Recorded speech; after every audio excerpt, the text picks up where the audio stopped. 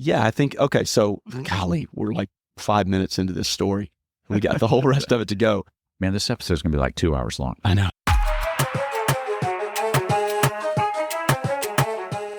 Once upon a time, there were two brothers that had a lot of crazy conversations, and they decided to start recording them. Yeah. Is that an appropriate way to start? For some reason, we thought we'd just put it out there for everyone to listen in on. Yes. Once upon a time. Yeah, well said. Well, yeah, I don't know where that story's going, but it's an appropriate introduction to this next series because that's how fairy tales start, right? Yeah, absolutely. Once upon a time, you go, okay, it's story time. Yep. And I'm looking forward to this. We have already had many, many conversations about the fairy tales that we've read, what we're going to talk about today, and it always opens up kind of a new way to look at any story, whether it's a biblical story, whether it's the story of someone's life.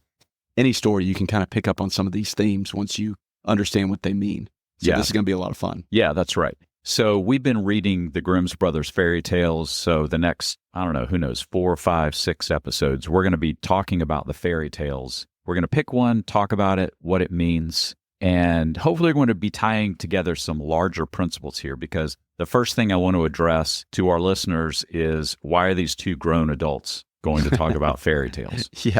Yeah, the hard part is going to be narrowing down the ones we talk about because there's so many good ones. And the short answer is because we're that immature. And the longer answer, though, is fairy tales are a form of ancient stories. And fairy tales, when you really understand them, aren't that much different from, say, Greek mythology, which we've talked about a lot. Yeah. Other types of stories. And look, even parables in the Bible. Sure. Right? Those are basically just stories. Yeah. I just started reading a book about some of the parables Jesus tells. They're very similar.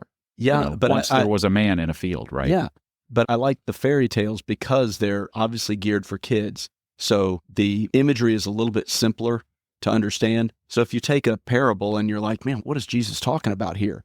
Well, if you kind of start off, and myths are real complex. Yes. But if you start off with, say, I kind of look at it as progression of, you start off with a fable, Aesop's fables, right? Mm-hmm. You can kind of boil those down to one maxim, to one sentence.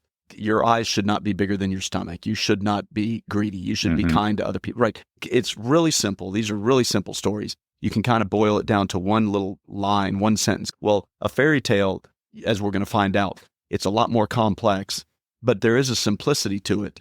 There's talking animals and, and then you move on to a parable where there are no talking animals in Jesus's parable. Maybe he should have picked up on that because I think it would have made it more interesting, right? But it's a lot more of just sort of a fictitious story that teaches an idea or teaches a moral concept. So once you have that ability to go into a fairy tale, a simple story and say, okay, this means something, and you're able to pull that out, then you can do that with other stories on a deeper level. You can kind of graduate to the next level, I guess, so to speak. Yeah. And so that's kind of what we're doing. Yeah. I think you hit on something that fairy tales are almost like the ancient mindset 101, right? It's a way to understand the ancient worldview at the most basic of level because these are very simple stories. But as we're going to unpack, there's a lot of complexity to them. It's like the old Disney movies. Did you ever go back and watch a Disney movie and you pick up all these things as an adult that you didn't as a kid? Yeah. That's kind of the way fairy tales operate, right? Yeah, you see the imagery. Yeah. Later on in life that as a kid you were just entertained by the dancing hippopotamuses and all that kind of stuff. But as an adult you're like, okay, you pick up on the meaning of it. Yeah. So the reason we're doing this is fairy tales help us recapture the ancient mindset because that's a lot of what we do on this podcast. Mm-hmm. It applies to reading the Bible. It applies to reading Greek myth. I heard this example once. I tried to find it. So I may not get this perfectly right. I just could not. It's one of those things I read. I'm like, oh, this is great. But I go back and I can't figure out where I saw it. But anyway, I think it was something like C.S. Lewis or Tolkien that gave this example. If you tell a story about a child walking through the woods and all of a sudden they come to a door, right? A door in the middle of the woods and a key hanging on it. Yeah. And then a lion comes up and says, take the key and open the door. All right. Just that simple. Scenario right there. I'm already riveted. Yeah. So the example was that a child hears that narrative right there, and the child is immediately thinking, what's behind the door? Yeah. What's going to happen when I open the door, right? Right. Fast forward a little bit to an adolescent, a teenager. a teenager will listen to that scenario and they may say, well, what's a door doing in the middle of the woods? Right. Right. They start to think a little bit more critically. Yeah. This is still a cool story. I want to know what's behind the door. But why did they encounter a door right in the middle of the woods? Right. Then as we listen to that same scenario as an adult, most adults would say, wait a minute, lions don't talk. I think I've heard this somewhere, and you're right. I think it's Tolkien or C.S. Lewis. It's something like that, yeah. Right. I think that's exactly right. But it points to the fact the older you get, there's a different understanding on what stories mean. And sometimes it depends on your personality. It depends on if you're, a cynic or a skeptic. When you get to a certain age, you start to see things differently. And you're right. You kind of look at some of these stories and you roll your eyes a little bit. You're like, there's no such thing as a talking lion. There's no such thing as dragons. And I think the point of it is, as a young person, your eyes are open to wonder. And so a lot of these fairy tales, we're going to see a pattern of young people sort of coming into their own, seeing the world a different way. The one we're talking about today, we're going to mention that. You see the world a different way. And so it's sort of like this progression as we get older, we see the world a little bit differently. And if we go back to the fairy tales, maybe we can kind of recapture that childhood wonder that we used to have and actually benefit from seeing the world that way. We can't go through life seeing the world like that forever, but we can kind of go back every once in a while and recapture the childhood wonder where there really are fairies in the woods. There really are these things out there in the unknown world. But as we get older, we just kind of get set in our ways, and we're skeptical of anybody who says, that's right, that I can fix your arthritis. I can, we're just skeptics about everything. And so we change the way we view the world. Well, and it actually ties into what we just talked about last episode, is we talked about the skull of Titus, and we were talking a little bit because we're at our mother's house right this weekend. We were talking a little bit about that loss of wonder actually makes you see something like a relic, the skull of Titus, and go, right, come on, that's not real. Right. And move on. And you miss the whole meaning and story attached to that object, right? By immediately just skepticism. Come on, lions don't talk. This is a dumb story. I've got better things to do with my day, right? Yeah. And you lose the wonder in life. Yeah. And then we wonder why we just become grumpy old men. Yeah, that's true. Sit in the back of church complaining about the music's too loud. It's like we just become brittle and angry about everything. Yeah, that's right. So hopefully we can recapture a little bit of wonder. Yeah, and we're going to be talking each episode a little bit more, a little bit deeper about really how this can transform the way you think. Yeah, so we'll unpack that as we go along, too, because if we did that all up front, we'd probably spend the first episode just talking about why symbolism matters. What's the symbolism in stories? What does it mean? But we'll kind of unpack that as we go along. Yeah, yes. At some point, we just have to jump in it. Yeah. So let's talk about, we read, in fact, just yesterday, I finished the complete book of Grimm's fairy tales. I think there's 213 or 215 of them. Yeah. So this has been a several-month endeavor here. Yeah. No, I was proud of you for doing it. Yeah. I mean, you would say read number 185, and I'm like, man, I'm on like 40. And they're not very long, but because there's so much depth and you want to unpack it, it really doesn't do any good, because some of these are only one page, right? They're really short stories. But it doesn't do any good to say, well, I'm going to read about 8 of these stories. I've got a half hour.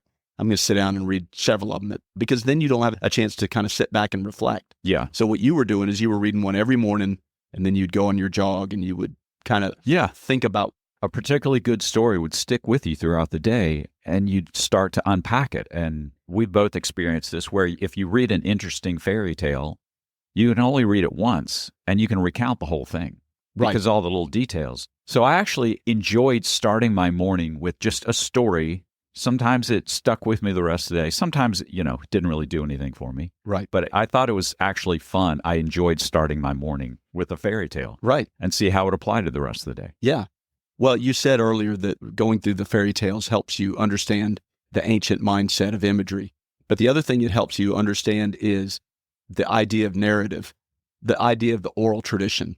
The idea that you didn't write these things down. People would travel from village to village and they would tell these stories. So they had to be done in a memorable way, and they had to have meaning. And when you capture those two things in a good story, it really does make it easy to recall. I think we talked about this last episode about the fairy tale that I read, and I was able to go the next day or two. I was telling my wife and daughter about it, and I remembered all the details because they had meaning to them. And so I didn't want to forget any of those details, or I didn't want to skip over them. And so as I'm telling it, I'm thinking of the deeper meaning while they're just hearing this sort of absurd story of talking lions and so on and so forth, right? And so, the oral tradition is another aspect of fairy tales that is good to understand, that that's the way these things were passed along. And once you go through a couple of them and you read them and you put yourself in somebody in a town square kind of telling this story, it kind of brings it to life in a new way also, that this is the way they had to pass these stories along. Yeah, so the Grimm's Brothers fairy tales in particular, the history is a little bit interesting, is that the Grimm's Brothers didn't sit down and just write all these, right? What they did was they collected old folk tales that were circulating. I think they were from Germany, so the Bavaria region, all around Central Europe in there. And actually, let me get this right. Yeah, around 1812 is when they compile these stories. They collected them from a couple of their friends, other people. They went out and collected stories, and then they put this all together as a book of fairy tales. So these are actually accounts of oral traditions that may go back hundreds of years before the 1800s even. You know? And so these are the stories that have survived because there's a deeper resonating meaning that lasts. Yeah, there's a reason why these survived. Why these were retold and retold. I could tell you a stupid story, and you're not going to remember it tomorrow. If it doesn't make any sense, right? Yeah, you can get a hook. I mean, we've all read books or something where there's a good hook at the beginning, and then you're 4 or 5 chapters in, you're like, it just died. They had a good hook. It had me interested, but then they just got long-winded, and so, died on the vine. But these stories have stood the test of time for a good reason. That's because they resonate on multiple different levels. A child can listen to it and laugh about the story. An adult can listen to it and say, oh, I see what this means on a deeper level. And so it's kind of like a good Pixar film, right? One thing I loved about Toy Story and Shrek and some of these, I call them more modern, meaning that they're not the animated Disney movies, right? One thing I love about the new computer animated Shrek and those is that you go as an adult, you take your kid to see these movies, and there's all these subtle, sometimes inappropriate, inappropriate jabs that they throw out there. And a kid never picks up on it. And I'm always chuckling under my breath thinking, they stuck that in there. Kids have no idea what that meant, but dad knows, mom knows, right? So a good fairy tale captures that Well played, Pixar. Well played. That's right. The same thing applies to some of these fairy tales, because the last thing I'll say, and then we'll dive into the one we're going to do today, is what's interesting is when they compiled this list, and it was something like the Grimm's Brothers account of children's fairy tales or something. One of the immediate pushbacks when they released this book was that people said, these aren't appropriate for children. And they're not. Right? And so what we're going to do, too, in the Grimm's Brothers account is we're going to read the original fairy tales. And a lot of them, are pretty violent. They're pretty graphic. Some of them you'd sit there and think, I wouldn't read this to my kid before they went to bed. They'd have nightmares tonight. I don't want them crawling in my bed at 2 a.m, That's right. So there is this kind of element that on one level you could tell them to kids, but on another level, it's like, man, there's a lot more going on in this that sometimes isn't even appropriate for children. And so just beware, some of the stories we're going to share during the series, they're not the sanitized Disney versions that you heard maybe growing up as a child. So even today, we're going to talk about Little Red Riding Hood, and you're going to hear probably some parts of this story that you're thinking, well, I never heard that part. Right? But that's what makes these great. But the unsanitized versions, the original versions, once you understand their meaning, sometimes when you make these stories appropriate for children, they lose their meaning. So they're better to see on TV in a little cartoon, the girl in the Little Red Riding Hood, and she escapes the wolf, and it makes it lives happily ever after. Happily ever after. And it's a better story for children, but at the same time, it loses its meaning. And when you go back to the original and you really understand what the story means, then you're like, oh, I see why, these awful things had to happen. Because that makes sense in the larger narrative of what the deeper meaning of what the story is. So here's what we're going to do. We are going to pause. You're going to hear the story. And most of these are 5 to 10 minutes long. So as the listener, I would say really just hear this story as if for the first time. Yeah. Don't just skip past it and say, well, I know the story of Little Red Riding Hood. Then we're going to come back and we're going to start pulling it apart. All right. That's what we're going to do. Take a listen. Little Red Riding Hood. Once upon a time, there was a sweet little girl. Everyone who saw her liked her, but most of all, her grandmother, who did not know what to give the child next. Once she gave her a little cap made of red velvet. Because it suited her so well, and she wanted to wear it all the time, she came to be known as Little Red Riding Hood. One day, her mother said to her, "Come, Little Red Riding Hood. Here is a piece of cake and a bottle of wine. Take them to your grandmother. She is sick and weak, and they will do her well. Mind your manners and give her my greetings. Behave yourself on the way, and do not leave the path, or you might fall down and break the glass, and then there will be nothing for your sick grandmother." Little Red Riding Hood promised to obey her mother. The grandmother lived out in the woods, a half hour from the village. When Little Red Riding Hood entered the woods, a wolf came up to her. She did not know what a wicked animal he was, and was not afraid of him. "Good day to you, Little Red Riding Hood." "Thank you, Wolf. Where are you going so early, Little Red Riding Hood?" "To grandmother's." "And what are you carrying under your apron?" "Grandmother is sick and weak, and I am taking her some cake and wine. We baked yesterday, and they should give her strength." "Little Red Riding Hood, just where does your grandmother live?" "Her house is a good quarter hour from here in the woods, under the 3 large oak trees. There's a hedge of hazel bushes there." "You must know the place," said Little Red Riding Hood. The wolf thought to himself, "Now there is a tasty bite for me. Just how are you going to catch her?" Then he said, "Listen, Little Red Riding Hood, haven't you seen the beautiful flowers that are blossoming in the woods? Why don't you go and take a look? And I don't believe you can hear how beautifully the birds are singing. You are walking along as though you were on your way to school in the village. It is very beautiful in the woods." Little Red Riding Hood opened her eyes and saw the sunlight breaking through the trees and how the ground was covered with beautiful flowers. She thought, "If I take a bouquet to grandmother, she will be very pleased. Anyway, it is still early, and I'll be home on time." And she ran off into the woods looking for flowers. Each time she picked one, she thought that she could see an even more beautiful one a little way off, and she ran after it, going further and further into the woods. But the wolf ran straight to the grandmother's house and knocked on the door. "Who's there?" "Little Red Riding Hood." "I'm bringing you some cake and wine. Open the door for me."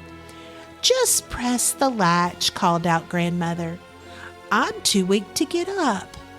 The wolf pressed the latch and the door opened. He stepped inside, went straight to the grandmother's bed, and ate her up. Then he took her clothes, put them on, and put her cap on his head. He got into her bed and pulled the curtain shut. Little Red Riding Hood had run after the flowers and did not continue on her way to grandmother's until she had gathered all that she could carry. When she arrived, she found to her surprise that the door was open. She walked into the parlor, and everything looked so strange that she thought, "Oh my God, why am I so afraid? I usually like it at grandmother's." Then she went to the bed and pulled back the curtains. Grandmother was lying there with her cap pulled down over her face and looking very strange. "Oh, grandmother, what big ears you have!" "All the better to hear you with." "Oh, grandmother, what big eyes you have!" "All the better to see you with."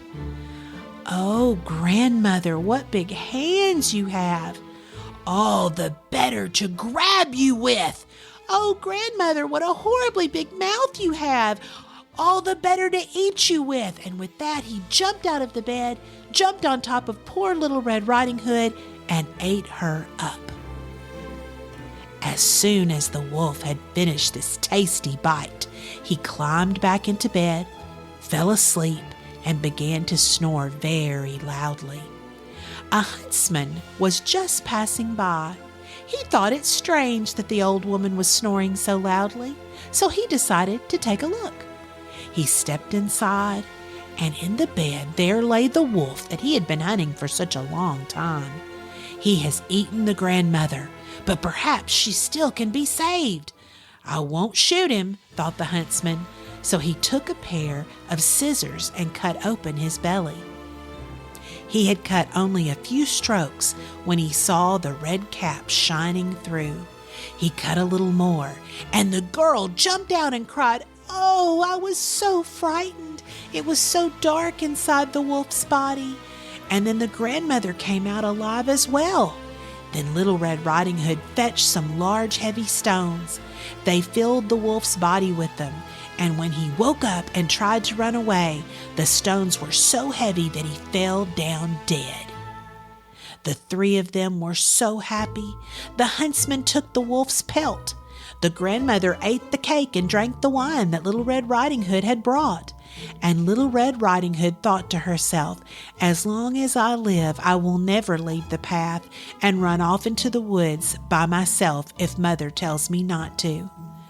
They also tell how Little Red Riding Hood was taking some baked things to her grandmother another time when another wolf spoke to her and wanted her to leave the path.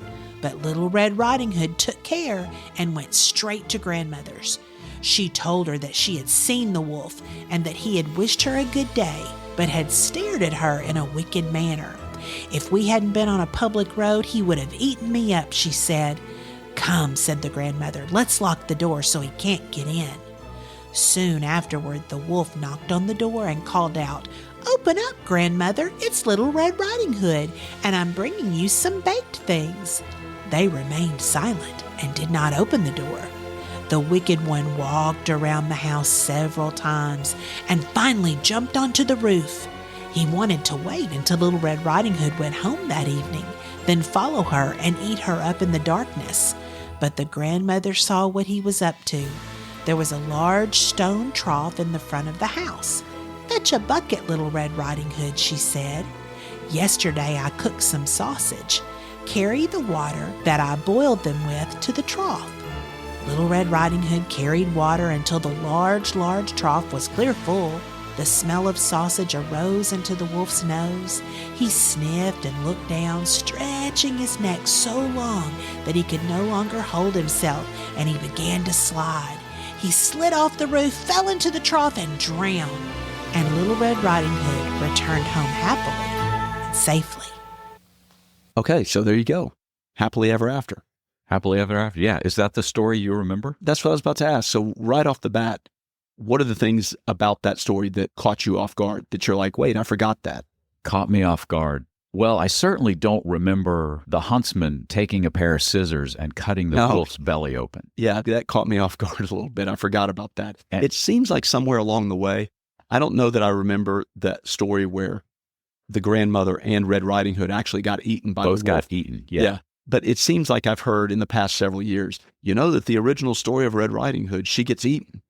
I've heard that from somebody in a podcast or something along the way. So that was no big surprise. I kind of knew that was going to happen. But yeah, the scissors cutting the belly open, that was a little bit strange. And that whole second act, I had no idea about that. When it started up again, I was like, oh, that should be the end. That's true. But there's this whole second act that I never realized was part of the original story. There were more wolves. Right, yeah. More wolf out there. And the whole bizarre sausage water. That was kind of right. That was kind of funny, but yeah. So right off the bat, those are the things that kind of maybe shock you because you don't remember that about the original story. Yeah. But what are some of the elements or what are some of the details that pop out that, let's say, don't make narrative sense? Well, kind of the oddball stuff that... Yeah, we can list maybe 3 or 4 of the weird things. The one that's obvious right off the bat to me is why a Red Riding Hood? Like, why the red hood? We actually heard another version where I think in the original German, it just reads something like Little Red Cap. Right. Because it was just a cap or a hat, right? Yeah. And I'm used to the cartoon where she pulls a hood over her head and it's a whole almost cape. Yeah. Whatever that, But yeah, it's like, why the red? Because I think you said earlier, it could have just been called the girl in the woods. Sure. Right. But why the red lots cape? of fairy tales, that's basically what they're called. Yeah. The brother and the sister. Yeah. The boy in the woods. You know, Yeah. it's just, so why this, what's the significance of this red flourish right at the beginning? Because we all take for granted that we obviously remember the Little Red Riding Hood story. And so it's burned into our memory of the story. Yeah. But when you listen to the whole story, it really doesn't have anything to do with anything. That's true. She could have been wearing whatever, a pair of white gloves. But yeah, so maybe that's a good place to start. So why the red cape? Why the red cap? What is the significance there? Okay, so I was thinking about this, and I think so I'm going to throw this out there. Right. And I think this will make more sense as we talk through the entire story, but we're starting with the red cape, right? Right. Or the red hat. Right. I think the red cape has the same symbolic function, and we're going to tie this to a Bible story, Okay. of Joseph's coat of many colors. So if you think about why did Joseph wear this coat of many colors, right? And it says because he was his father's favorite. Yeah. Right. And so in the story you heard just now, it said everyone loved her. Right. And her mother loved her. Yeah. And because her mother loved her so much, she sewed or knitted this red cap. They couldn't think of anything better to give her, right? So the red cape or the red hat immediately almost tells you that this is kind of a favored child, maybe a sheltered child as well. Yeah. Because if you think of the coat of many colors that Joseph wears, what happens to him? Well, he's dad's favorite, right? But it immediately also makes him a target. Yeah. Now, it functions that way because it stands out, right? So everyone's just wearing these, I think of like Joseph's brothers all wearing just these kind of natural linen drab garments, right? And then Joseph skips in and he's got this bright rainbow coat. And, What's going on, boys? You just want to punch him, right? All right. Yeah. Right off the bat. Sure. And that's what happens. You know the story of Joseph and his brothers, but I think the red cape almost functions in that way. It almost makes Little Red Riding Hood a target for what's out there waiting in the world. Yeah. No, I think you're onto something there because there's something symbolic about the red cape that says the favored individual becomes a target to others. Yeah. Does that, I mean, and I'm trying to think of a good example. What would be a good example? Well, so in high school, think about the kid who got a brand new pair of tennis shoes and he's got his members only jacket.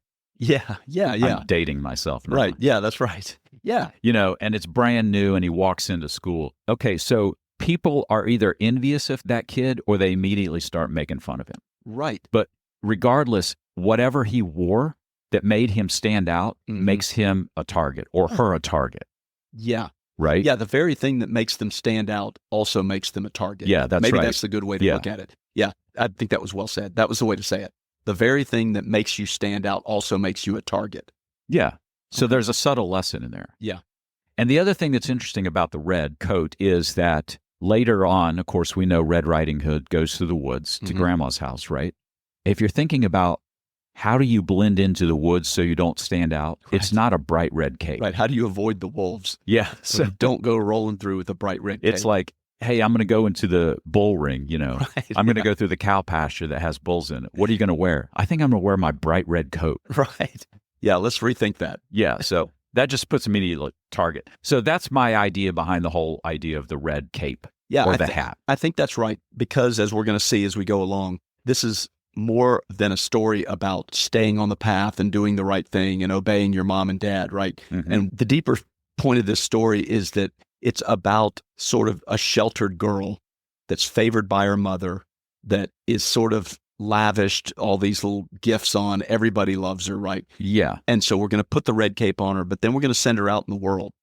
And her only defense is obey what mom says, stay on the path, right? And so it's almost like the mother thinks that she's equipping Red Riding Hood for the world by giving her this cape that signals to the world that, hey, you're a special kid.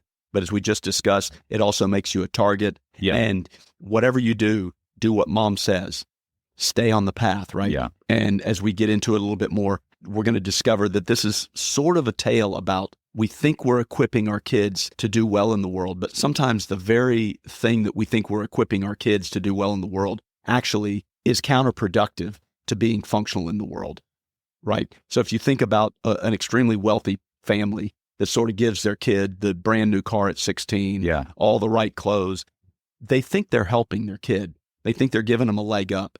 And a lot of times what you see is the kid doesn't take responsibility. The kid sort of takes for granted that the job or the money should just fall in his lap, and he doesn't really work hard for it. And a lot of times they end up crippling the kid, right? Just by constantly giving him. Yeah, that's right. So we've seen that story. And I think that Red Riding Hood is a little bit of a tale about that. Yeah. We'll unpack that as we go along, but I think that's right. Okay. All right. Let's keep going. All right. So what's one that stood out for you? A big symbolic element that knocked you over the heads? Oh, well. There's a lot of them, by the way. We're just hitting on. The big one was, the cutting the belly open, but putting the stone in the wolf's stomach, because it's one of those things you read and you're like, oh, this is a good time to talk about this. So one of the things you'll notice about fairy tales is that when you have these completely absurd, out of left field occurrences, like putting the stone into the wolf's stomach and sewing it back up. Yeah. You're like, what in the world? Where is that coming from, right? Yeah. And again, we're not reading this on a surface level. We know that there's some kind of meaning to it, but sometimes these absurd elements are an invitation to dig deeper, or an invitation to, hey, this isn't said for no reason. This isn't said for, and we were talking about earlier that a lot of times in the Bible, that's the case, that when you come across these verses in the Bible, you're like, what in the world? Why would they give us that information? To go back to Judges, what is the significance of the 30 white donkeys?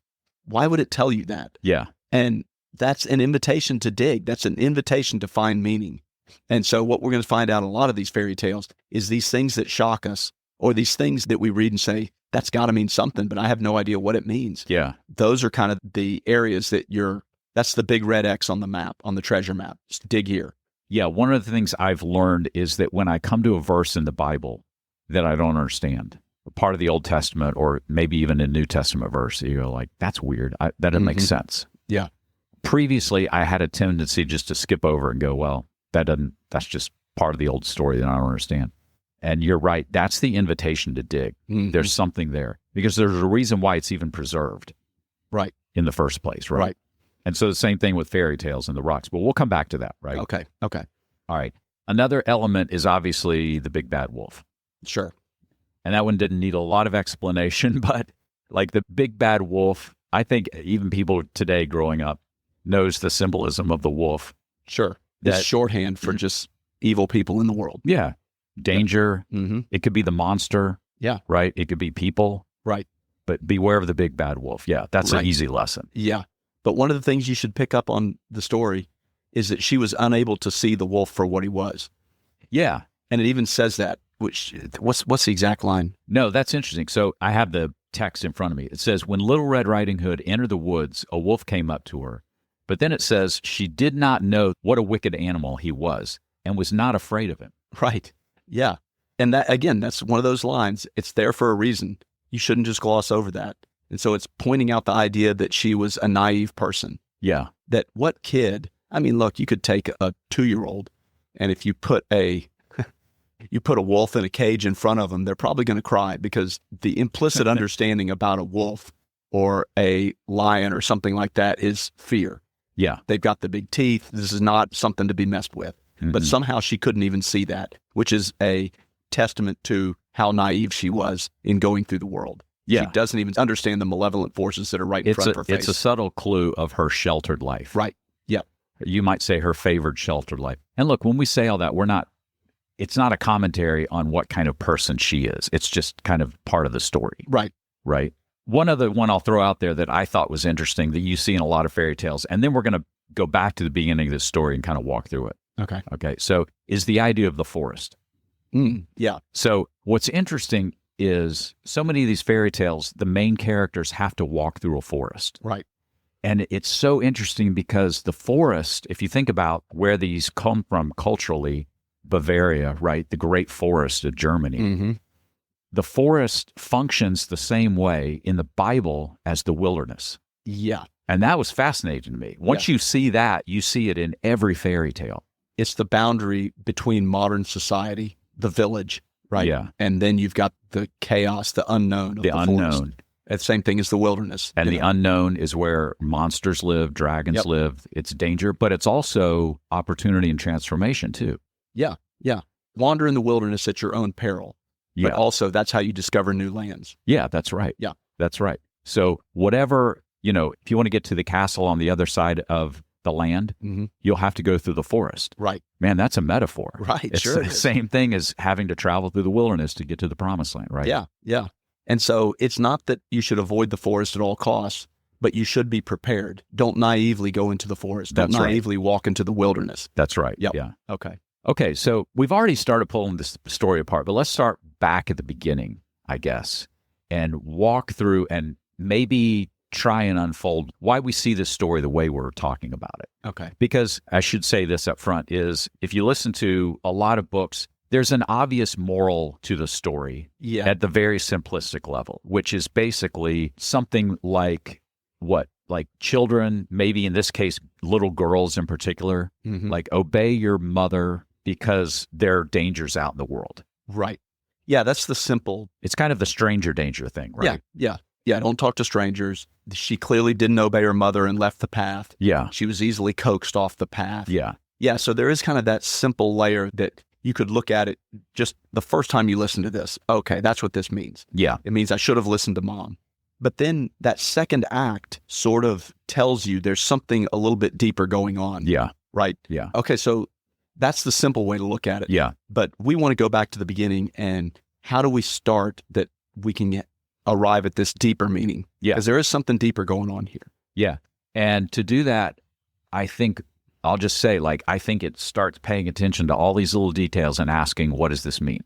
Right. And so we're not going to go through the whole story again, but a good place to start, we've really talked about the Red Riding Hood. We've established that her mother loved her. Everyone loved her, it said. So again, this is not a bad kid, right? Right. Kind of a golden child. Yeah, a golden child. But she says, come, little Red Riding Hood, here's a piece of cake and a bottle of wine. Take them to your grandmother. Okay? So grandma's going to get lit tonight. I was about to say. That's the first. She's a little down in the dumps. Yeah. She's going to throw a few back. And her specific instruction is grandma's house is about half hour away. Do not leave the path. And now that's emphasized in there, right? Yeah. So there's a safe path to grandma's as long as you stay on the path. Okay. So then Little Red Riding Hood promised to obey her mother. And this another, here's where we come to the forest. The grandmother lived out in the woods a half hour from the village. So right now, that tells you to get to grandma's house, like we just said, you're going to have to go through the woods. Right. Yeah. And the assumption is this is her first journey into the woods. Yeah. We assume that she's not made this journey by herself previously. Yeah. Okay. So then she encounters the wolf. And we've already talked about how she doesn't see anything to fear in the wolf, which again is telling you, again, she's sheltered, she's favored, she's almost naive being sent out into the world, right? So the wolf asks her, where are you going? And she says, to grandma's house because my grandma's sick. She fills in all the details for the wolf. And the wolf, you can almost think of the wolf as thinking, here's an easy, bright red snack. Yeah. Or there's a bigger, full meal back at grandma's house, right? That's kind of what's implied in that, I think. Yeah. It's kind of like the kid who can't shut up and tells you every detail of, Yeah. my dad just got a big bonus and he keeps it under his mattress. Yeah. And you know what I mean? Shut up, kid. You're like, my gosh, you don't have to tell everybody everything. And that's what she's doing. She's blabbing about, I've got a sick grandmother. And so, yeah, the implication is the wolf normally would have just pounced on her and gobbled her up. But because she describes in great detail where her grandmother's house is. Right. Yeah. Tells him everything. He's thinking, well, I see a bigger payoff here if I just play my cards right. So then he coaxes her off the path. Yeah. And so it's kind of interesting how he coaxes her off the path, right? How does he do that? Well, I think what's interesting is that, again, if you go back to that simplistic understanding is stay on the path, do the right thing, obey mom and dad. Well, then you read this story and really what is off the path, it's not really that bad. It's not like stay on the path because you're going to fall into the ravine or you're going to drown in the river. There's actually cool things out in the woods. Wildflowers. Yeah, and the wolf points that out to Red Riding Hood. Yeah, that's right. And it says, I think the line says something like, she opened her eyes for the first time, maybe. Yeah, now that's interesting because the wolf basically says, look at all the beautiful flowers out there. Why don't you go enjoy what's out in the woods? Right. Get her off the path, right? And there's a line in here that jumped out at me. said Little Red Riding Hood opened her eyes and saw the sunlight breaking through the trees and how the ground was covered with beautiful flowers. Now, that's so interesting. Yeah. She opened her eyes. Mm-hmm. Her eyes weren't closed. Her mom Right. didn't say, close your eyes, put these blinders on and walk Right. through life. Right. But there's something about what the wolf told her that suddenly it's like she actually saw Sure. the natural beauty and wonder of the forest. Yeah. Yeah. So there's this aspect of it. If you think of the path as, I don't know, be a good person or don't sin or, however you view the path, what you discover in the woods is there's this natural beauty. There's all these neat things around you. Yeah. And all it took was for somebody to point it out to her. And so now you kind of get this image, okay, there's something more going on with the path and the woods than just simply there's this inescapable danger in the woods or something like that. There's this dual nature of, the woods can be dangerous, but they're also beautiful. And go out and take a look. Yeah. Smell the flowers. And it says she gathered up flowers until she could hold no more. And so she's having a great time in the woods. Yeah. So there's something implicit about the woods. I think what it's trying to say is don't think of the woods as something that will just gobble you up as soon as you leave the path. It's almost like, there's good things out in the wood. There's neat things out in the woods. And he was pointing that out. Yeah. So I go back to this idea of the woods is the same thing as the wilderness, right? And actually, the other thing about the wilderness, especially in the Bible, is it is a place of wonder and beauty. Mm-hmm. And you can think some of the trips we've been on, Yeah. whether it's hiking through North Carolina or, man, some of the most beautiful places you will see is out in the desert somewhere. Oh, yeah. Yeah. Wandering around Qumran, climbing through those caves by the Dead Sea. And, just one look at it, you can see that there's danger in there. If you were stuck, we're close to our car, we're close to the road, right? Close to our hotel. But you could also see that, man, you get wandering too far, you could get lost, and it's not a safe place to be. Right. But there is beauty and wonder there. Oh, yeah. So that's what the draws wolf you out to it. Yeah. So I think that's what the wolf is pointing out to her is that, hey, there is beauty and wonder out in the woods. Mm-hmm. And it's almost like almost go back to the Garden of Eden. It's like the serpent tells Eve, it's like, man, eat of this. It's wonderful. It's great. You know? Yeah. And it's like, why can't I eat of that? Right. It's something like that too. Yeah. You know? No, it's the dual nature of the wilderness, that it's dangerous, but it's also an opportunity. Yeah. And there is something about it that pulls you, that draws you out. And so the mom's way to protect Little Red Riding Hood is in a simplistic way. All she does is tell her, don't go off the path. Don't go in the woods. She never tells her why. And she doesn't give Red Riding Hood the understanding of the dual nature of the woods, that there's opportunity there. But she naively sort of says, just listen to mommy and stay on the path and you'll be just fine. And that's appropriate at a certain age. Right. I think we've talked about this example before, but if you have a really young toddler who grabs everything, right, you might tell that toddler, don't ever pet a dog. Right. Well, that's keeping the toddler safe for that period of time until the toddler understands a proper way to interact with a dog. Right. But the mom is not saying, don't ever touch a dog, right, even when you're an adult. Some moms say that, yes. But some would. You're right. So I think it's interesting because you're pointing out something that we're going to see develop in this story. Yeah. That's not altogether wrong. It's maybe just beyond, but let's put it this way. If Little Red Riding Hood is old enough to walk to her grandma's house through the woods for half an hour by herself, which would land the mom in jail today, then maybe she is beyond, hey, don't stray from the path and don't ever look to see what's actually in the forest, right? Yep. Exactly. Yeah, something like that. Yeah. No, that's a good point. And because you understand now this story is about sort of preparing what she thinks she's preparing her kid for the world. And so she's old enough to clearly go off in the woods by herself, but her mom never really prepared her. Yeah. And to go back to your dog thing, it's funny because every once in a while you'll see a kid that's just, he's 10 years old and he hides behind adults. Well, yeah, but I mean, you see an older kid, a little dog runs up to him and they hide behind their mom or dad and and there's just a little bit of an eye roll in me that's just going, oh gosh, are you kidding me? Yeah, that's right. It's a kid that has never been prepared on how to look at a dog and see that, oh, this is just a harmless little dog that wants to lick my feet.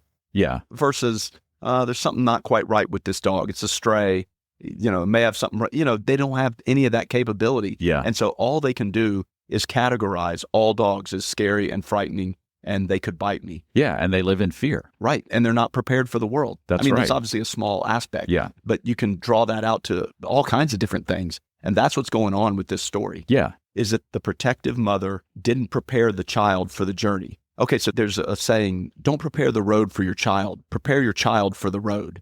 Oh, okay. And there are those parents that want to constantly be out in front of their child, sweeping all the rocks off the road, making sure the road is just right for them to easily walk and crawl down, and that's not helping the kid. What you got to do is prepare the kid for, look, there's going to be wolves out there. There's going to be rocks in your paths. You're going to have ditches in life. Well, that's exactly the symbolism of the path. Right. In this story, it's like the mom could have said, stick to the path around our yard because I've cleansed it and sanitized it for you. But she sends her to grandma's, and you're right, like prepare the child for the path. Yep. And that's what the mom didn't do. That's right. In this, she sent her off on the path. She sent her out into the world unprepared. And so there's a coming of age aspect of this. Sure. Yeah. And that becomes evident as the story goes on, I think. Right. So when you have a little kid, 3, 4-year-old, everything that mom says, everything that dad says is golden. They're the ones that know how to navigate life. If I don't listen to mom and dad, heck, I'll probably die, right? They're the ones who feed me. They're the ones who put clothes on my back. They take me to school. And so there's something about 3, 4, 5-year-old that everything mom and dad says is right. But we all hit that kind of middle school age where you realize that it's usually like in social situations, mom and dad don't know what's cool. They don't know the music to listen to. They don't know the cool things on TV. They don't understand Instagram. They don't understand social media, right? Yeah. And so you hit this age where everything mom and dad is a little bit of an eye roll.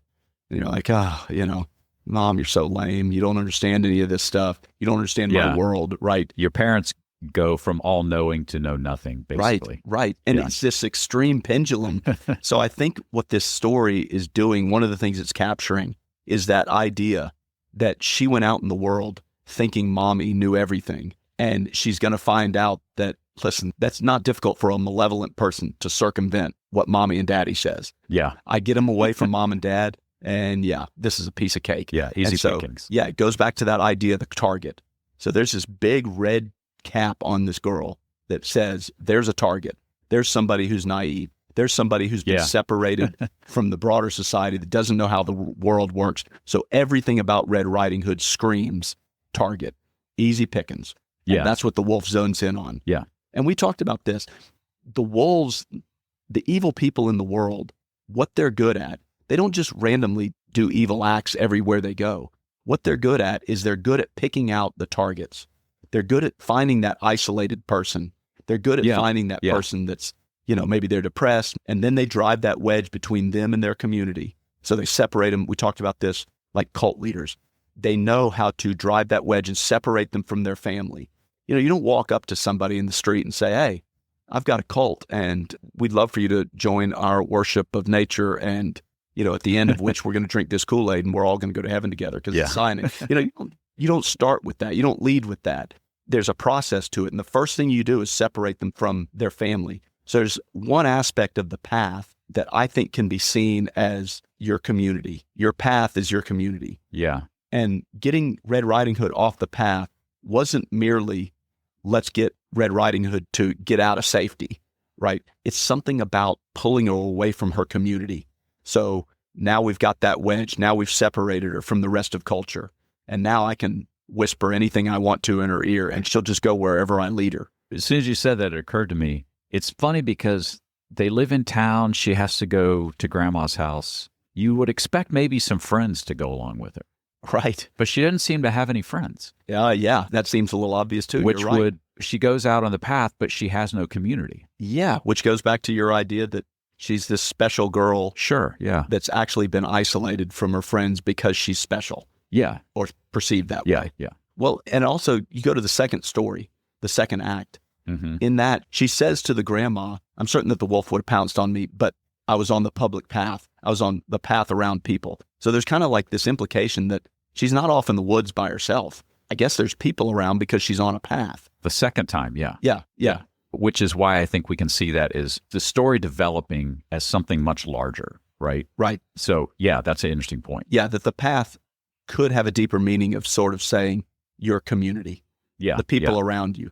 And if you separate that person from community, well, then you're liable to do anything. Yeah. Yep. All right, let's go back to the big bad wolf, because in the story, Little Red Riding Hood tells him exactly how to get to Grandma's house, that Grandma's sick, Grandma's vulnerable, right? Like she really hangs Grandma out to dry there. So the wolf goes to Grandma's house, right? And let's see, knocks on the door, and the wolf knows all the things to say to get into the house. Right. And it just says immediately ate Grandma, right? He stepped inside, went straight to Grandma's bed and ate her up. Swallowed her up. Yep. And again, I'm trying to remember in the original stories if that's, maybe it was kind of the cartoon version where, stuffs her in a closet or something. Takes a big gulp, but then like burps and like the person comes back out or something like that. Right. But in this, the wolf devours the grandmother straight away. Right.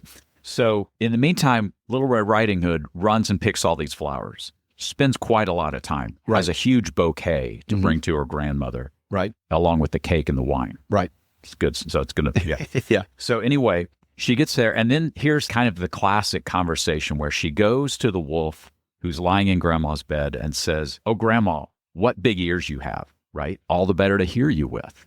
So we can go through all that, like what big eyes you have, what big hands you have. And then she says, "What a horribly big mouth you have." And he says, "All the better to eat you with." And at that, he jumped out of the bed, jumped on poor Little Red Riding Hood, and ate her up too. Yeah. Do you think that there's some significance? We hadn't talked about this. Is there some significance to the eyes, the ears, the hands? Well, it's one of those things where immediately you go, well, how do you mistake? Right. Sure. The absurdity of So it's another one of those things where if something just seems so absurd, even in a fairy tale, it's trying to tell you something. Yeah. Right? It's interesting because, so there's a contrast between she has her eyes open to the woods and then goes to Grandma's, but can't see what's completely blinded in front of her. Yeah, It's something like that. Yeah, that's kind of interesting. Yeah, I kind of thought about the eyes, the hands, the ears, and I was trying to pull some deeper meaning of it out. Yeah. There is a chance that in this particular one, that those lines are there for the oral tradition, that this is a buildup. So you can imagine somebody telling this story and, you kind of, "Oh, Grandma, what big eyes you have. Yeah. Better to see you, And so you can see the voices, you can see the buildup, and you can see the kids that are kind of setting Indian style around this speaker that are just getting pulled Their into eyes this are moment. Big, yeah. Yeah, they know something bad is about to happen. And then, of course, they say, "Better to eat you with."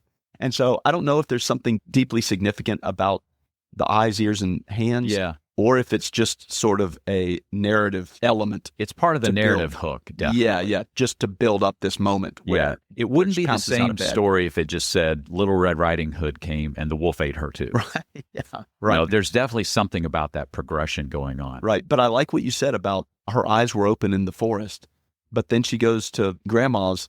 It's almost like she's been introduced to the woods. She's been introduced to see that the wilderness is not a completely evil place. Okay, so back to something you said. Sorry to interrupt. So when you're young, you think your parents know everything, right? Mm-hmm. You go out into the world, your eyes are opened, and what happens? Well, your parents are idiots. They don't know anything. Right. You're blinded. Yeah. I wonder if it's that. No, it may be that. I think you may be onto that. So she goes to another authority figure who has raised her, and all of a sudden, like, she doesn't even know Grandma. Because she's been out in the woods. Yes, I think you're onto something there. The flowers. Maybe she got into the wine. Yeah, that's right. It's that moment, and we all go through this. It's that moment in high school where your parents are completely lame, and then you get married, and you have bills to pay and a job to go to, and that's when it hits you. It's like, oh, wow, Mom and Dad really were right the whole time.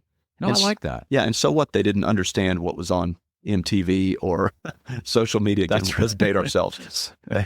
So what that they don't understand how the cell phone works and all the details of it. They have a broader understanding of life. And so in this context, we've got Red Riding Hood goes out into the woods. She opens her eyes to the real world. Suddenly, everything her mom told her, she's completely wrong. There's all kinds of awesome things off the path. Yeah. Don't tell me that there's nothing good in the woods. There's flowers in the woods. But then she goes to the next authority figure, and she can't see her for what she is. Yeah, I think it might be something like that. I think that's exactly what it is. She couldn't see her for what she was. So when she goes into the woods and her eyes are opened, just like a kid, that actually means her eyes are blinded to the traditional authority figures while she reorients her life and figures out that Mom and Dad, it's not that they didn't know anything. It's just that out in the world, the modern social things, they didn't quite get the social media, right? It's interesting because it says her eyes were open and she could see the sunlight breaking through the tree. It's almost like the sunlight, in some ways, it's almost like the bright lights dazzles you, but it also blinds you. Yeah. Right? To the safety of home. Yeah, that's another good point. Something like that, maybe. Yeah. So I think a good summary of what we just said is there's something about going out in the world, seeing what it has to offer. It's not all bad like mom and dad says, but also don't go back and be blinded by home that you were raised in. Mom and dad do know what they're talking about. And, she goes back to the grandma's house and she doesn't even recognize her for the wolf that he is. Okay. All right, moving along. Now, this is interesting because he's eaten the grandma and Little Red Riding Hood, and he falls asleep in grandma's bed. And it said just at that time, when the wolf is asleep, a huntsman walks by. Right. Now, this is interesting because a lot of the stories of the fairy tales have a huntsman. That's not a familiar term to us today. Right. But it's basically, I would say, a professional hunter. It's a hunter by trade who is acquiring pelts, food for the village. Sometimes the huntsman is one who provides like deer meat for the king. Yeah. So it's that role in that society. Well, if you go into the woods, who do you want with you? You want the huntsman. He's familiar. Yeah. He's a hunter. That's right. So you look at the hunter as a guide. I want to go into the woods with a guy who knows how the woods work, who can capture us food if we need it, and knows how to read the sunlight, and this is the direction we need to go. And so you can look at the huntsman like a guide. Yeah. Okay. Yeah, I think so. I think the huntsman is both a protector and a guide for those who venture into the wilderness. I think that's a way to see that. And it's interesting because you'll see this sometimes in Greek mythology, that when the hero wanders into the wilderness, oftentimes they will encounter a guide who will say, this is what you need to survive the wilderness. Right. Sometimes it's a god or a goddess even, right? And sometimes they'll give them some item that says, use this. It's Father Christmas in the Narnia series. He shows up, he knows how to deal with the snow, the winter, and he gives each of the kids, gives one a sword, one a dagger, one a bow. It's like he prepares them for their journey. Yeah. Okay, so here's a good example. Did you watch the series American Primeval? Oh, yes, it's great. It's a great show, yes, right? It's fantastic. Yeah. So the character, then one of the main characters, the guy who guides the woman and her son through the wilderness. Yeah. That's a huntsman, right? Yeah. He doesn't fit in society necessarily. He's rough around the edges, right? At first, she's like, I'm not going to go with this guy. Right. But he's the only thing that keeps them alive through the wilderness. Yeah, he doesn't fit in polite society. Yeah, and I think that's the role of the huntsman. Yeah, he's perfectly fitted for the forest. Because the huntsman just kind of appears in the story and then disappears, is gone, right? In kind of a strange way. I love the line about he heard the grandmother snoring, and so he thought, well, I better go check on. Yeah. You hear somebody snoring, it's like, let's leave this. I better go check on it. Yeah, let's let this gal alone. The first thing he thinks is, let me go wake her up, right? Yeah, that's right. That's right. Yeah. But the point is that he knew something was amiss. He walks in, he sees that something's not right. And of course, unlike Red Riding Hood, recognizes the wolf immediately for what he is. He's still dressed up in grandma's clothes. Yeah. Right. Yeah. But he knows exactly who this is. Yeah. And what's his line? In fact, he says he has eaten the grandmother, but perhaps she can still be saved, which is kind of funny to me. Yeah, because again, it's one of those absurd elements. The lion just ate that guy. Well, we might be able to save him. Like, no, I don't think so. Okay, so this is worth talking about. It's another one of those absurdities that makes you dig a little bit. What is the significance? Because the story, for most people, especially if you think of it as don't leave the path, do what's right, listen to mom and dad. Yeah. If you have that surface understanding of the story, then you very well could have easily said the huntsman came in, saw the wolf, shot him, killed the wolf, and maybe you even can say saved the grandmother. Yeah. We discussed this and said this is very specific for a specific reason. So let's get into the whole grandma hole. Yeah. And then obviously he takes the scissors out. He cuts them out. He immediately sees the red cap, which I think we pointed out. Yeah, it's interesting. So that's the only other time the red cap comes into play in the story. Right. When he cuts open the belly of the wolf, he immediately sees the red cap. Yeah. And you and I were saying, I think that means the huntsman immediately recognized this is a vulnerable person. This was a target from the beginning. Sort of like, in American Primeval. The old man in the wilderness sees this woman and her son and immediately sees their red cap. They're a target. There's no way they're making it Oh, yeah, that's true. to their destination. They scream vulnerability. Yes. Yeah. So when he cuts open the wolf, sees the red cap, that's that moment where the huntsman says, yep, here's a vulnerable target. I need to do what I can. In fact, he declines to lead them, but they're attacked at their first camp, and he shows up. Right. And the very reason, Right. it's that red cap, right? The very reason is he saw these people as vulnerable. These people are never going to make it. Yeah, and he originally left and thought, yeah, best of luck. But then the more he thought about it, he thought, look, they're in over their head. They're already swallowed. Yeah, that's right. The wilderness has already swallowed these people. And he thought, okay, with my help, I might be able to guide them out of this and actually get them to where they need to go. And so that's that whole, we look at the story that, well, you've been eaten. There is no saving you, right? Right. But in the context of the huntsman, he looks at it and says, yes, they're already swallowed. The wolf has already done his damage. They're in over their head. They're completely gone. But I think I can get them out. Yeah. So this is interesting because why does he think he can save them? And it's not just because this is a cartoon. Right. The belly of the beast is another way of talking about a descent to the underworld. Yes. And again, there's some biblical parallels here that we could pull out. So I immediately thought of Jonah and the whale. Okay, yeah. Right? Sure. So what's another example of, someone being swallowed by a beast and living, being trapped in the stomach? Well, it's Jonah and the whale. Yeah, pulled down into the underworld. Yeah. Yeah. Which is a descent to the underworld. So it makes sense that Little Red Riding Hood gets pulled off the path, right? She loses her way. She loses her being able to see those people who maybe are authority figures or guides in her life. Yeah, blinded by the world. And what's next? Well, she gets pulled into the underworld, Yeah, right? she gets swallowed whole. Yeah. No, I think that makes sense. And that's why then you can see, if that's what it means, then that's why the wolf swallows them and they're alive. That's why the guide can go into the underworld and pull them back out. And pull them back out. That's right. Yeah. Okay, so this is helpful. This is a helpful lead into what I said I had trouble with. I know that there's meaning to the rocks. Okay, so I'm with you that he pulls them out of the underworld. They're both magically alive, right? There's Grandma, here's Red Riding Hood. But then they do this weird thing. That's right. And they take stones and take the time. Again, look, why not just blow the wolf's head off at this point? Hey, Huntsman, you have a gun on your shoulder, right? Yeah. Why don't we use that? That seems like a quicker end to this. Here's a nutty idea. Shoot the wolf. Yeah.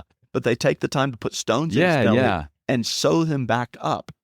Yeah. And then, of course, the story goes on that the wolf wakes up. He tries to run away and he falls under the weight of the stones. Under the weight of the stones. And that's what kills him. Right. Okay. So what is the significance there? Yeah, because there's got to be, there's just a dozen better ways to have offed the wolf than that. Yeah. So there's something about the stone. And all right, I'm going to throw this out there because what it reminded me of is the Greek myth where Kronos devours his children. Right. His wife, Rhea, keeps having children. Kronos he's not a family guy. So he eats all his children. Right. As absurd as that sounds. It's the same thing, right? It's the absurd part of the story. Right. So Rhea has another child, and she doesn't want Kronos to devour this one. And what does she do? Yeah, this was Zeus, right? Yeah. Yeah, so she gives birth to Zeus. Yeah. And she basically puts a blanket around a stone. She takes the baby blanket. Yeah, puts a stone on it, and Kronos, right on target, walks up, sees the baby blanket, and swallows the stone. Yeah. Right? Yeah. Yeah. Okay, so think about what's going on there. So what's the purpose of the stone? And then, of course, that allows Zeus to grow up on the island. I want to say he grows up on the island of Crete. He becomes strong. He becomes mature. He becomes ready to confront his father. And what does he do? Yeah. He slices his father's belly open and all of his siblings come out. Right. Again, completely alive. Yeah. Yeah. So there's a ring of that in this story. So I started thinking about, okay, what is the rock? What does the stone represent? The stone represents, I think, something with density, something with like substance, volume, whatever you want to say, but actually has very little value at all. It's a poor substitute, but it does a couple things. Number one, it fools the beast, the monster. Yeah. Right? Kronos feels full. Right. Oh, gosh, I can't eat another child, right? Yeah. Yeah. So it buys Zeus time to come back and then actually confront the monster. Yeah. So I think there's something like that that the stones represent this idea of, in order to defeat the beast, you have to actually buy yourself some time to get yourself together to say, how am I going to slay the dragon? Here's another way stones that you see in cartoons, stones kind of function is like the dragon is guarding the gold, right? And cartoons have taught us that one way to get the gold is to take a bunch of rocks and spray paint them yellow. Right. And then sneak in, right? Swap the rocks for the gold. So again, you're swapping something that has no value for something that you want to obtain. Right. Yeah. And it buys you time because the dragon looks around and says, oh, there's all the gold. Yeah. Yeah, that's right. And you can either get away or you can go prepare yourself then to ultimately go defeat the dragon. I don't know. I think something like that is going on here. No, I think you're onto something, that there's something, the substitution aspect of it. Before you can defeat the beast, you have to satiate the beast. You have to give yourself enough time to come up with a plan on how to, you don't just walk into a lion's den. Yeah. You know what I mean? But, if you have a plan, let's satiate the beast and then come up with a plan. Yeah. And so there is something, and it's real subtle in Red Riding Hood, at least, because all that happens is he wakes up and falls over dead. Yeah, he runs off, the weight of the rocks kills him, and that's it. Well, when you see the wolf not as a wolf, when you see the wolf as chaos, you realize you're not going to defeat chaos. You don't take a gun out and shoot chaos. Yeah, that's right. Right. So once you understand that, then you see that all you can do is chaos can defeat itself, or chaos can be, there's a reason why the huntsman was actually, in reality, unable to actually kill the wolf. Yeah. Right. The wolf has to off itself in some ways. Well, so here's another example that might help people understand. So if I come to you and say, dude, I'm trying to stop smoking, and your response to me was, well, I'll tell you what to do. Just stop. Yeah. Look at me. I don't smoke. Yeah. And it doesn't bother me. Okay, right. That's not helpful. Yeah, exactly. Right? That's just shooting the wolf. Right. You just say, well, shoot the wolf. And it's like, okay, if the wolf, I like what you said. Yeah. If you see it as just a wolf, then that's what you do. Right. If the wolf is a complex problem or malevolence out in the world, then no, you don't just shoot the wolf. Now, if you helped me, if you said, here's some suggestions to stop, probably what a lot of things you would suggest would be the idea of substituting. Yeah. The substitution, sure. Right? Yeah. Here's a bag of, I don't know. Peppermints. Yeah. Here's a bag of peppermints. Here's some lollipops. Like, when you feel like smoking, go do this. What is all that doing? It's substituting, right? Yeah. It's taking, in this case, what you want or what's valuable to you, maybe your health, right? Mm-hmm. Yeah. And you're substituting it of something that has very little value, but it almost fools you into thinking, no, I'm being satiated right now, right? Right. No, I think you're onto something. That if you're going to defeat chaos, an unhelpful person just says, well, I don't have that problem, so you shouldn't have that problem. Yeah. Yeah. That's shooting the wolf. That's a great way to look at it. Instead, you help somebody. If the proper guide actually guides you and says, here's how we together can figure out a path to defeat your dragon. Yeah. And again, the dragon represents whatever, chaos, malevolence. Yeah. You don't just cut the dragon's head off. You have to come up with a plan to substitute and find your way out of the underworld, to pull yourself out. And that's where the guide helps. So the huntsman, in a way, represents more than just merely a guide. The huntsman is the person that understands the wolf as chaos for what it is. Yeah. And doesn't just walk up and say, well, I'm just going to shoot him. Yeah. He thinks about it. He says, okay, here's how I can help you defeat the wolf. We can get you out of the belly, and then we can actually turn chaos on itself and move on and learn from this. Yeah. Okay. Yeah, I like that. Yeah, that's really interesting. And so just to put a bow on this section then, they live happily ever after, right? Right. Yeah, exactly. No. Yep, It's exactly. funny because that's where we expect the story to end, and it doesn't end there. But Little Red Riding Hood does say something interesting before it goes to this kind of reprisal of the whole thing. She says, as long as I live, I will never leave the path and run off into the woods by myself. My mother tells me not to. Now, there again, that sounds like, okay, lesson learned. But I think you and I were talking about it. That's kind of still a naive approach, right? Yeah, it's not a complete understanding of how the world works. Exactly. Which is why the next part of the story actually makes sense. It's actually needed to complete the whole thing, right? Right, yeah. Because a lot of times the stories we read growing up, Little Red Riding Hood, that's where the story ends. Yeah, sure. Okay, lesson learned. I'm not going to go off the path anymore. Yeah, and we don't have to get into the details, all the nitty-gritty of the second act, but the best way to understand the second act is this is what happens when you have a little street smarts. You know how the world works. And so you see that Red Riding Hood has matured. She doesn't know everything yet, but she's matured, and she knows now how to view the wolf properly. She knows now how to view grandmother properly. Yeah, and she that's recognizes her for who she is now. So the second story is she's on the path. She runs to grandma's, and she's like, she looks back. Stays on the path. Yeah, stays on the path. She looks back and says, had I strayed off the path, I'm sure he would have eaten me up. So I came straight to you. Yeah. Right. And so now she sees the value of grandmother, comes straight to her, and they hatch this plan to kill the second wolf, right? And they don't need the huntsman. The huntsman's not in the second episode. Yeah, now that's interesting. Yeah, because they've been equipped to do it on their own. The proper guide has equipped them to not be dependent on him. He's equipped them to handle the wolf themselves. Yes. Yep. A good teacher strives to become obsolete. They want the student to be able to do all this stuff on their own. I need to step out of the picture and you handle it now, right? And so Riding Hood and Grandma, they're able to handle the world on their own, apparently. Yeah. Well, there's a couple of interesting things about this second part that stuck out to me. Number one, she goes through this idea that I stayed on the path, I'll be safe. But in the second part, she actually shows that that's not true, right? Because she specifically says, I stayed on the path. Had I not been on public streets, the wolf would have devoured me. But the wolf still followed her home. Right. So there's something about like elevating it. It's like, no, it's not just about staying on the path. It's about equipping yourself to handle yourself when the wolf does come. It's kind of like the naive thing to say, look, if you go to church and read your Bible, nothing bad will happen to you. Right. Yeah. It's like, no, what world do you live in? Yeah. Yeah.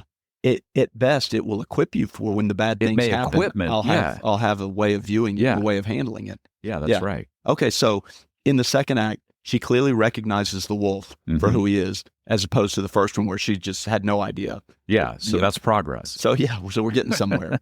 She goes to Grandma. Grandma and her hatch this plan, right?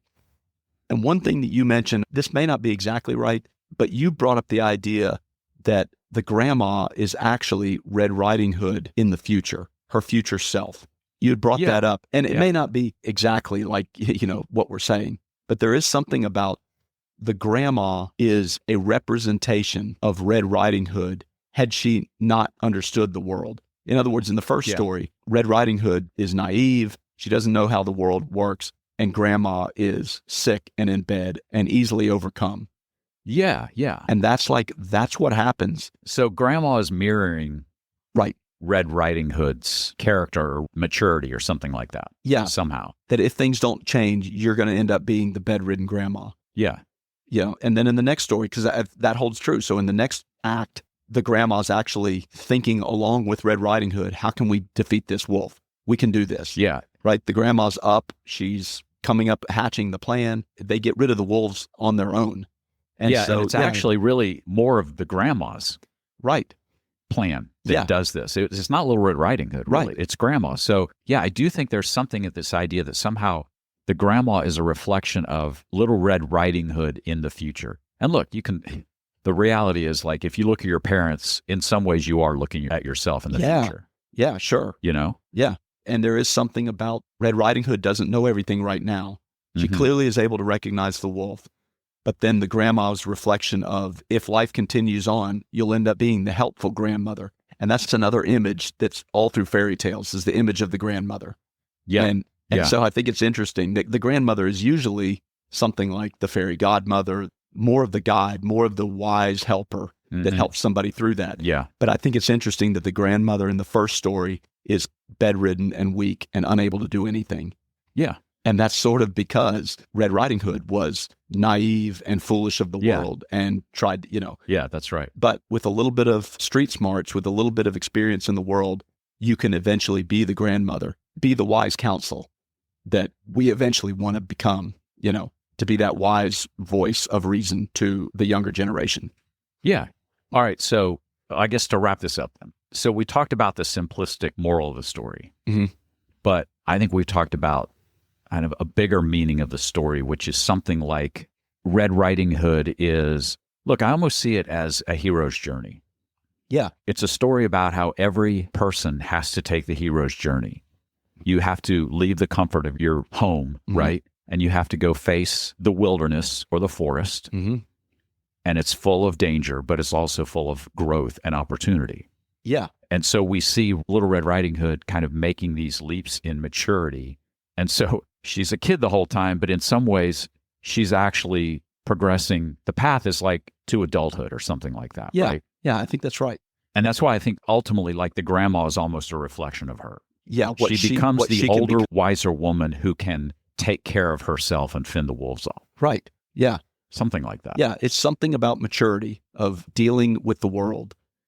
And to go back to the very beginning, the mother thought that she could just lay some rules out to Red Riding Hood, and that would be enough to deal with the world. You talk to parents all the time, and they're like, man, I wish there was a handbook. Why isn't there a handbook on how to raise kids? And the reason there is because they're all different. I mean, there is no one perfect way. There are some things to avoid. Mm-hmm. You can get some good wisdom from other parents. But in general, man, it's foolish to think that, here, read this book, and this will be how to raise your kid. And that's kind of what the mother at the beginning did. And it's interesting that we never hear from the mother again. And so in the second act, you don't hear from the mother. So in the first one, the only thing she had to navigate the world with is what her mom said. Yeah. And in the second act, again, this idea of I've matured, she's growing up, she's knowing how the world works. You notice that she doesn't have to have this quote unquote rule book of how to navigate the world from her mom anymore. She's just out there. It just starts and says, another time when she was on the path. Yeah. She avoided the wolf. Which is almost that representation of, okay, she's out of mom's house now. Even though in this story, she is. But it's almost like if you see it as, okay, mom's not in the picture anymore. I'm on my own. I can do this on my own. Yeah. Yeah. So that's interesting. Because of that, you can really see this is a coming of age story. Yeah. Of how to navigate the world. Yeah. And that the world is not this terrible place like some overprotective parents would like to portray it as. There's opportunities. There's all kinds of experiences. So this idea that just stay on the path and do the right thing and you'll make it through, that's a little bit of a naive, overprotective way of viewing the world. And what this story is showing is that she went out in the world. She had this underworld experience. She almost got swallowed up by the world had it not been for the huntsman that guided him out. But she's learned. She's done the hero's journey. She's been to the underworld. She's come out. And now she recognizes wolves for what they are. She recognizes grandma for what she is. And they can actually navigate the world and come to what they're on their own. And they don't need anybody else. They don't need the huntsman. They don't need the mother. Yeah. Now she's free to take the path whenever she wants because she knows how to navigate it. She knows what to look out for. She can go, enjoy the wisdom of her grandmother, right? Yeah. No, I like that. I like that. So in a way, the huntsman is a mirror of the mother. Yeah, I could see that. And look, the mother doesn't totally mess up because the mother actually has the courage at some point to say, go to grandma's house on your own. Yeah. Right? Because she didn't lock her up. The smothering mother would just say, never leave the yard. Yeah. Well, that's Rapunzel. Yeah, the father locks her in the tower. Yeah, right? yeah. So, give the mother a little credit. But yeah, I think you're right. The huntsman becomes the guide that the mother, maybe the role that mother no longer could fulfill out in the world or something like that. Well, I'm so glad you brought up American Primeval because that's really is that story. It is. The mother was a good mom, and she was trying to do the right thing, but they got in over their head, and how she knew how to navigate polite society was completely fine. But when they got off in the woods, when they got off in the wilderness, it took that outsider to come in and help them pull through. Yeah, and look, American Primeval is not exactly a Disney story of that's what made it. Yeah. Wait, but you're right. It's actually, I just remember that. It's actually a perfect example of this whole idea because the mother is, man, I find myself getting almost like frustrated at the mom going, quit being so bullheaded, like accept help. Right. Like you're going to get you and your son killed. Right. Yeah. Yeah. The stakes are a lot higher than the town that you came from. Which may suggest something like, it's like the wisdom of your parents can only take you so far. I think that's right. As much as they can equip you. Yeah. Yeah, it's something like that. And it's why all of us go through that middle school journey of mom and dad don't know what they're talking about. Well, because we have to do our own journey and times change from when your parents were in middle school and the styles change and they just, we don't understand it. And so you kind of have to form your own path. And the good parent equips a kid to, again, equips the child for the path, not the path for the child. Yeah, I like that. And I really do think that we've kind of, captured the deeper meaning of this whole story. All the elements play in. All the elements make sense now. Yeah, and it bears mentioning that if you find yourself going, man, these guys are just making this stuff up, how in the world do you think you're right? Well, look, there's a way to test if the pattern holds true. Right. If it helps make better sense of the story, then you're onto something. Yeah. I'm not going to say everything we said was 100% right, but I've used this example when studying books of the Bible. So you got this theory. Is this what's being said? Well, test it. Yeah. Does it make everything fall into place? Right. Or Right. does it just confuse you more? Yeah.